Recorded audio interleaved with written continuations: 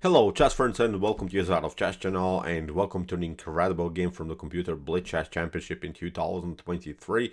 We have here Stockfish 15 battling it out against its arch enemy Leela C0 in a beautiful Alekhine Defense game.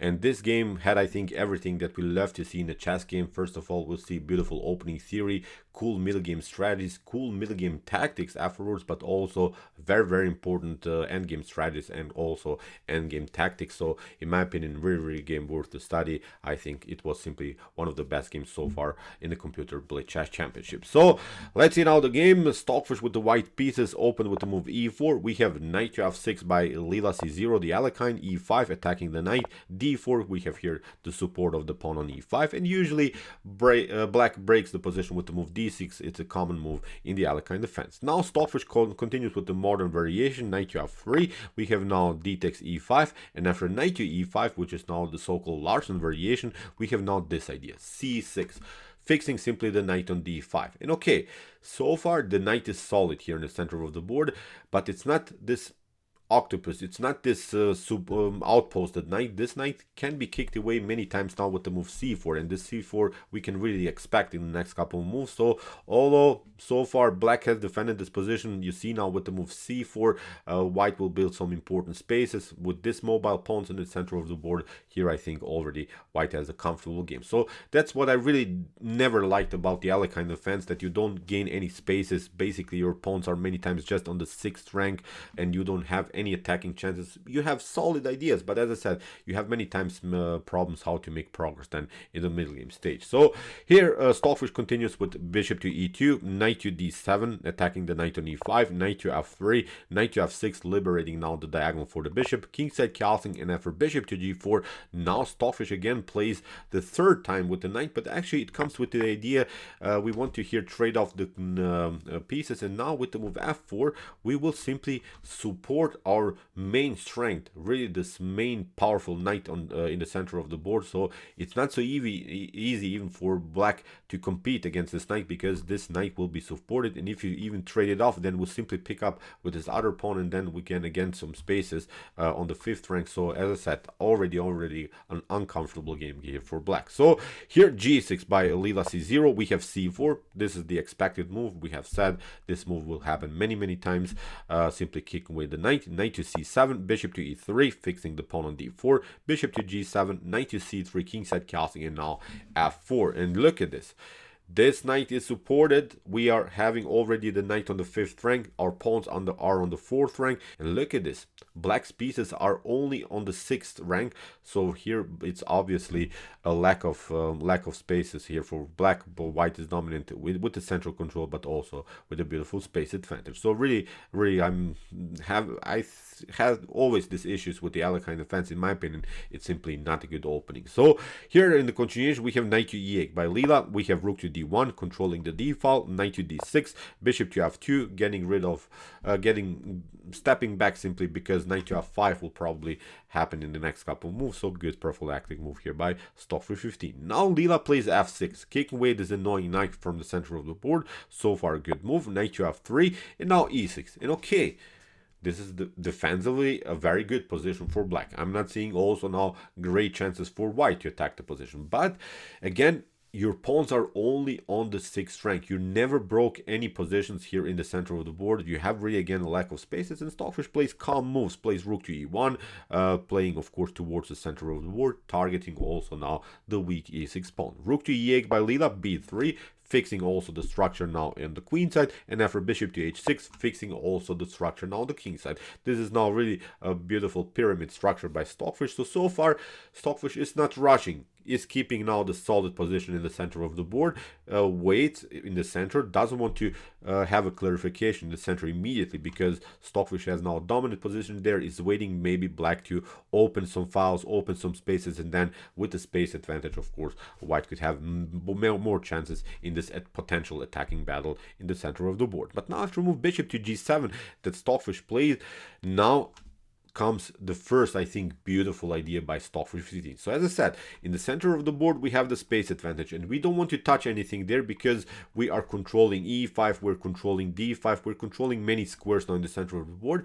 But we have here common position. It's a weakened pawn structure already in front of the king, so we have now not a healthy pawn structure in front of black's king. So that's why Stockfish plays the beautiful king to g2. Brilliant strategic idea here by Stockfish. Stockfish is hoping to get rook behind and is hoping to launch a flank attack with h4 h5, because we have to notice with the move f6 you kicked away the knight, but now we have some weaknesses, and the knight, no knight is on f6 where it's supposed to be. Many times the knight on f6 is the best defender in front of the king. So now, brilliant idea, king to g2, rook to h1 and h4 h5. Really nice strategy here by Stockfish. Queen to c8, we have now this idea h4, pardon me, we have b5.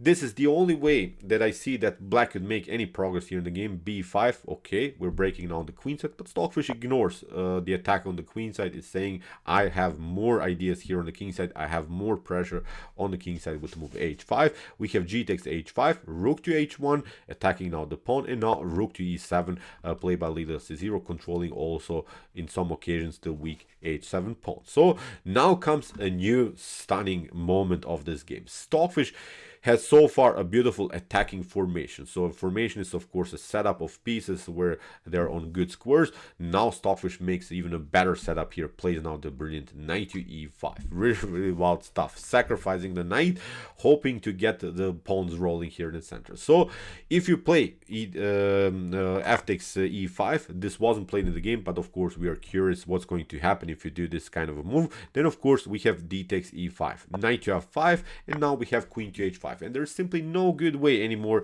to defend this position. You can play something like, I don't know, knight to h6, but the problem is now you get this one, knight to e4, and after king to h8, look at this, knight to f6 is coming, g4 g5 is going to happen. You're vulnerable around the square h6. For instance, if you pick up the knight on f6, then e takes f6, the rook has to step back, and also the knight is hanging on h6. So very wild stuff. So yeah, for something like f takes e5, d takes e5, knight to f5. You can also play something like after queen to h5, maybe the pawn move h6. You're trying to defend this position like this, but now comes even a wilder idea. g4 actually traps the knight. The knight doesn't have good squares. All of the squares are taken by the pawns, by the bishop's activity, by the queen's activity, and all the other squares are taken by its own pieces. So here the knight actually would be trapped. So look at this, knight to e5, brilliant move here by Stockfish 15. So Leela gets back with the queen, is hoping now to pick up the knight, and is hoping to play after potential queen to h5 a trades of queens, because when the queens are off the board, then of course the attack will be splashed. So it doesn't matter if we have maybe some attacking chances on the h file. Without the queens, this attack wouldn't be so massive here by white. So that's why now comes the actual threat, the f takes e5 by trading off the queens. But Stockfish simply continues with the plan. Rook to h5, is hoping now to get this other rook on the h file. Again, if you play f takes e5, d takes e5 will happen, knight to f5, and again the same method, knight to e4, rook to h1, and knight to f6 are really devastating moves here against black. g4, maybe queen to g4, so really nice attacking chances. So here after move rook to h5, Leela c0 continues with the move b4, and now comes a new stunner by Stockfish 15. Stockfish has now two knights under fire, both knights are intact, and Stockfish ignores the threat anyway, plays now a beautiful and immortal rook to h1. Look at this, really wild stuff. Let's see now again what happens if you play, for instance, b takes c3. I think we are curious what's going to happen if you pick up this knight. So if you play b takes c3, then queen to g4 is going to happen. The queen is getting in a beautiful way into the game. And now if you play something like this, rook to h7 is going to happen. Look at this, you have to make a reaction. Rook to h8 is now the serious threat, so the game would be actually over here for black. So if you play after queen to g4, something like f5, if you try to kick away the queen, then the queen will come simply to h4. The queen is sneaking in now also into the attack. Bishop to e5 you can play, but now we don't want to take out the bishop. Actually, in this position, this wasn't played in the game, it would be possible to sacrifice 3 minor pieces in the game, because now you pick up the pawn, because after rook to h7 you're getting checkmated. So for instance, if you step back with the move bishop to g7, then rook to h8, sacrificing another piece. You have to play something like this, bishop to h8, but now after queen to h8, actually you get checkmated. Look at this, rook to h7, king to g6, and here after rook to h6, we have this one, and now after rook to f6, this would be a stunning checkmate. So look at this, after king to f6 here, instead of this move, maybe you don't want to pick up the rook, you want to play maybe something like king to f7 first. Now again, new ideas, queen to f5, and after king to f6, we just pick up the queen, and still it's a completely winning game here for white. So you see, in one moment it's even possible to sacrifice 4-5 pieces here all over the board. Really stunning tactics. So as I said, this is now the brilliant move by Stockfish 15, ignoring the attack of both of these knights. Both knights are hanging, and now Stockfish plays the brutal rook to h1. In the game, b takes c3 was not Leela c0's continuation. Leela finally took this knight in the center of the board. F takes e5. Now we have f takes e5 attacking the knight. You know the grip, knight to d5 or knight to f5. Knight to f5, if happens now, it's not so good. Again, we have the same tactical possibility. Knight to e4 is such a beautiful move. The knight will hop on f6, and it will continue the pressure around the square h7. For instance, you could try maybe this kind of an idea. Queen to f7, you can maybe try to get the queen into the game. But now look at this, rook to h7, you can maybe try to move queen to g6, rook to h5, attacking now the knight, but also preparing maybe here rook to g5, and with the move knight to f6, there's simply no good defense against both of these rooks, against this move knight to f6. So it's simply game over, I think, here for black. So as I said, after move f takes e5 that Stockfish played here, Leela c0 played now the move knight to d5. We have here c takes d5, we have e takes d5. Stockfish simply plays now the beautiful queen to g4, attacks further the position, and Leela hopes now to get a simplification by trading off the pieces. It's perfectly fine, because after queen to d7, rook to d7, Stockfish gets out of the attack, plays now on the square c5. This is now really weakness. In the continuation, we had now knight to e4 by Leela c0, and now finally this move rook to h7. So you see, from all of this mess, we have now reached this position in which Stockfish is simply up one pawn. So nothing dramatic so far, but still, the problem is, I think, this beautiful activity on the h file. There is also this weak square on c5, so there are still many elements that bother black, I think, in the continuation of the game. In the game, Leela played this move knight to f2, which was maybe not so good. This knight was actually quite powerful on the square e4. This was maybe the only good piece that I see here in black's position. Maybe knight to f2, really unnecessary trade of pieces, but I don't see better moves. Maybe you can play rook to f8, then bishop to e3.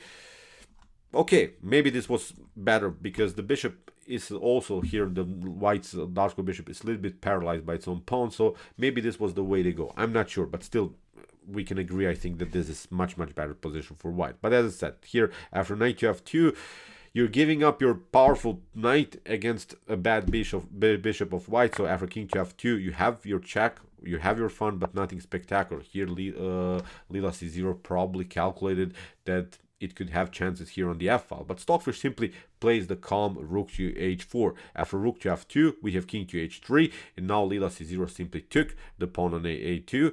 But now Stockfish simply continues the pressure. We have now the main weakness in the position. It's now the backward pawn on c6. We have rook to f2, but still this is not a checkmate threat or something. Even if you try to chase away here this king, the king has always a good escape route, maybe to light squares here to d7 even you can go, I think. So nothing spectacular this move, rook to f2. So we have rook takes c6, we have rook to d2, attacking now the pawn on d4, rook to c8, attacking the king to f7, and now a beautiful move by Stockfish, forcing the trades of rooks, rook to f4, g takes f4, after rook to d4. It seems so that maybe black can hold on onto this position, but actually what the brilliant part about this sequence was that Stockfish has now two connected passers in the endgame stage, which is of course in many occasions a winning position. So Stockfish first plays the brilliant knight to c5.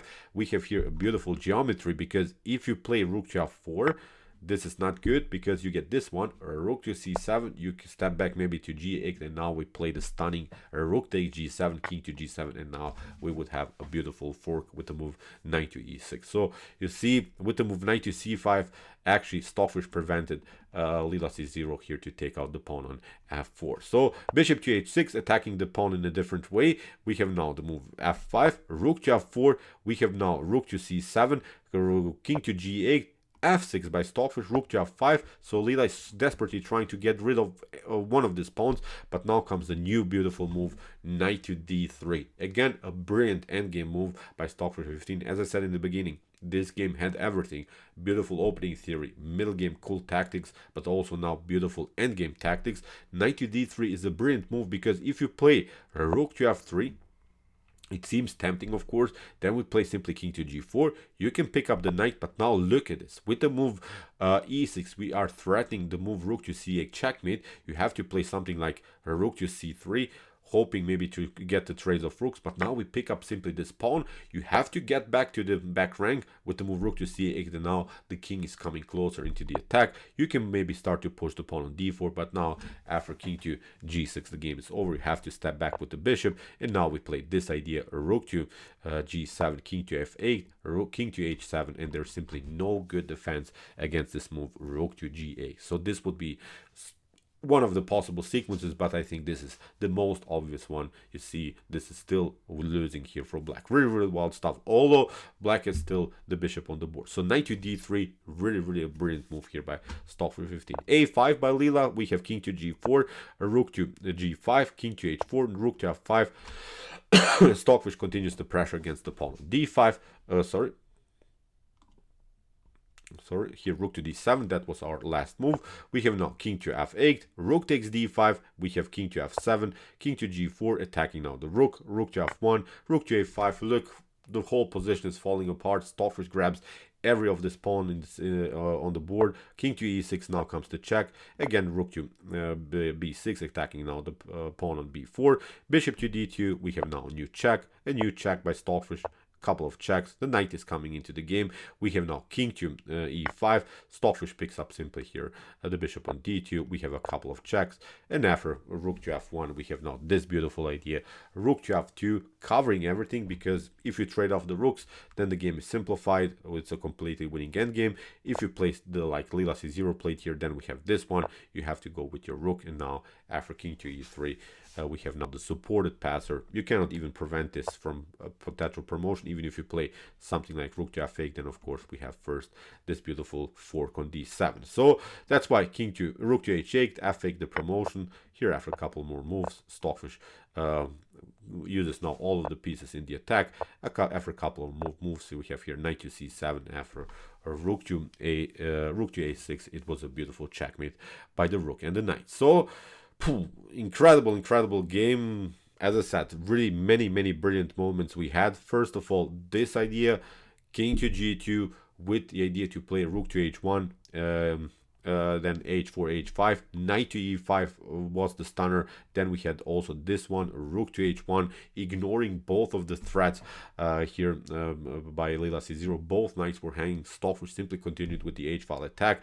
Then of course we had also this beautiful endgame technique in which Stockfish ignored also this attack, this potential attack by the rook, played knight to d3, allowed a potential rook to f3. Then the king would probably come. We had here two connected passers with the idea to play rook to c8.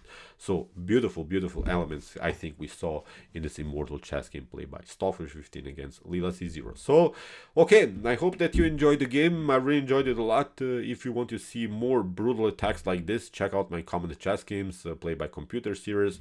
Here's the link of our whole playlist, and if you like this content, don't forget to subscribe to my channel. See you soon with some more videos, and chess is the best, of course.